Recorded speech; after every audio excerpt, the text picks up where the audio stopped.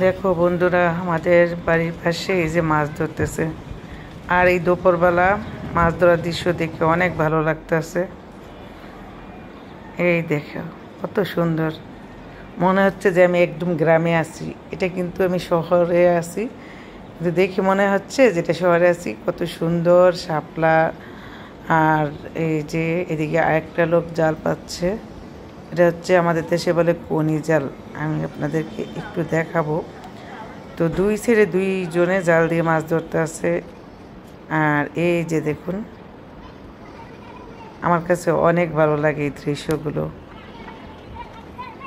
দুই চার দিন পর পরে ওনারা মাছ ধরে এখানে মাছ ছাড়ছে, জিওল মাছ মানে চাষ করছে। ওই মাছগুলোই কয়েকদিন পর পর ওনারা ধরে ধরে নিজেরা খায়। তো মাছ যখন ধরে তখন আমি বারান্দায় দাঁড়াই থেকে আমার কাছে অনেক ভালো লাগে। এই দেখেন কি সুন্দর করে জালটা ধুয়ে তারপরে নিয়ে আসলো। এখন বড় যে মাছগুলো হবে এগুলা ছেড়ে দিবে, একদম বড় বড় মাছগুলা ছাইরা দেয়। আর ওনারা তেলাপিয়া মাছগুলা নেয়, আর বাকি মাছগুলা ছাইরা দেয়।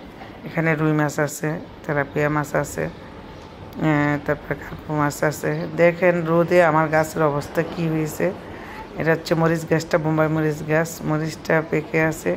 আমাদের বাসার আশেপাশে কিন্তু একদম খোলামেলা। আর দেখেন ওদিকটা কত ঘন বসতি, মানে একটু দূরে গেলেই কিন্তু অনেক বিল্ডিং। এই সাইড দিয়েও হয়ে যাবে। আমার এই খোলামেলা বাসাটা দেখে আমার অনেক ভালো লাগছে, তার জন্য আমি এখানে বাসা নিয়েছি।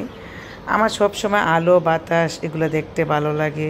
গ্রামের মতো গাছপালা, ঘাস, পানি, দৃশ্য এগুলো আমার অনেক ভালো লাগে। আর সব কিছু আমার সাথে মিলে গেছে এই বাসার চারপাশটা, তার জন্য আমি বাসাটা নিয়েছি। অনেক ভালো লাগতেছে।